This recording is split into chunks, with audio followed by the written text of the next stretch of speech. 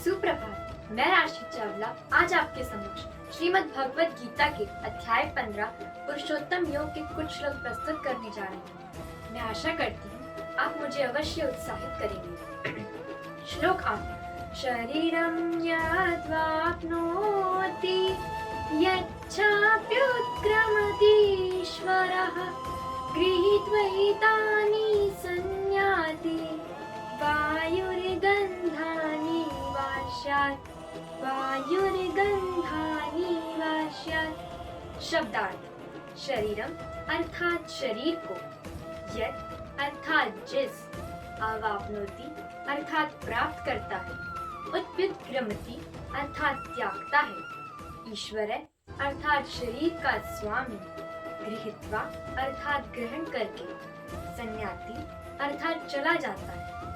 इस संसार में जीव अपनी देहात्म बुद्धि को एक शरीर से दूसरे शरीर ले जाता है, जिस तरह वायु सुगंध को ले जाता है। इस प्रकार वह एक शरीर धारण करता है और फिर उसे त्याग कर दूसरा शरीर धारण कर लेता है। मृत्यु के समय वह जैसी चेतना बनाए रखता है, वही चेतना उसे दूसरे शरीर में ले जाती है, और यदि वह अपनी इच्छा अनुसार अपनी चेतना दैविक गुणों में लगाए तो वह देवता का स्वरूप प्राप्त कर सकता है। श्लोक संख्या 10। उत्क्रामन्तं स्थितं वापि भुञ्जानं वा गुणान्वितं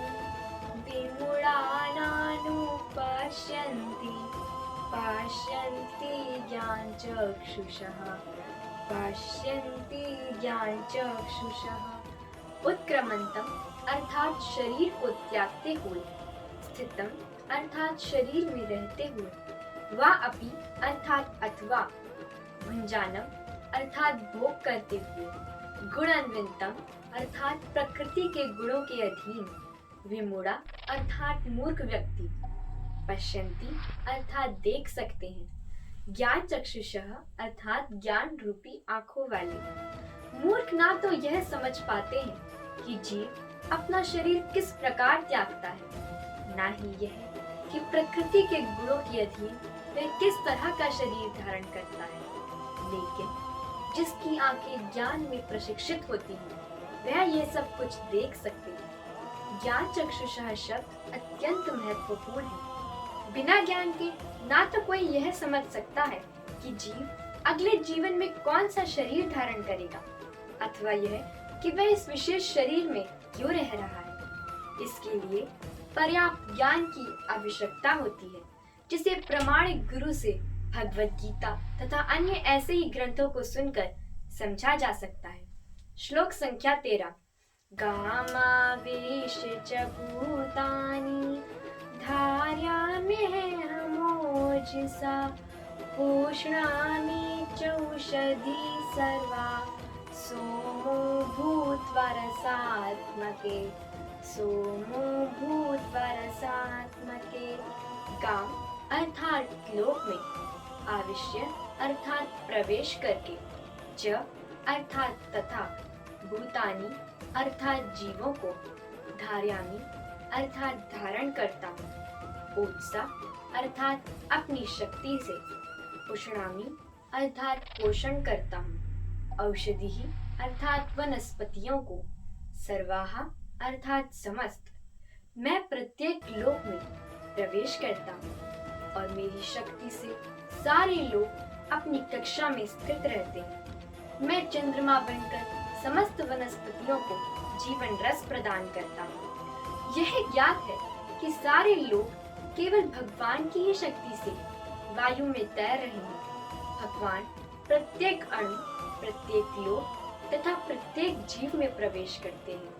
ये सारे लोग जो वायु में तैर रहे हैं, वास्तव में भगवान के विराट रूप की बुद्धि में बंधे हैं। भगवान के ही कारण चंद्रमा समस्त वनस्पतियों को जीवन रस प्रदान करता है। चंद्रमा के प्रभाव से सब्जियां सुस्वादु बनती हैं। मानव समाज भी केवल भगवान की ही शक्ति से काम करता है, सुख से रहता है और भोजन का आनंद लेता है। श्लोक संख्या 19। यो मामेवमसम्मूढो जानाति पुरुषोत्तमं पुरुषोत्तमं सा सर्वविद भजति मां सर्वभावेन भारत सर्वभावेन भारत। योग अर्थात जो, मां अर्थात मुझको, एवं अर्थात इस प्रकार, असम्मूढ़ अर्थात संशय रहित, जानाति अर्थात जानता है, सर्वविद अर्थात सब कुछ जानने वाला, भजति अर्थात भक्ति करता है। जो कोई भी मुझे संशय रहित होकर पुरुषोत्तम भगवान के रूप में जानता है, वह सब कुछ जानने वाला है। अतएव हे भरतपुत्र, वह व्यक्ति मेरी पूर्ण भक्ति में रत होता है। इस श्लोक में भगवान स्पष्ट बताते हैं कि भगवान श्री कृष्ण को परम पुरुष के रूप में जानने वाला समस्त वस्तुओं का ज्ञाता है। अपूर्ण ज्ञाता परम सत्य के विषय में केवल चिंतन करता है, जबकि पूर्ण ज्ञाता समय ज्ञाता का अपव्यय किए बिना सीधे कृष्ण भावनामृत में लगता है, अर्थात भगवान की भक्ति करने लगता है। धन्यवाद।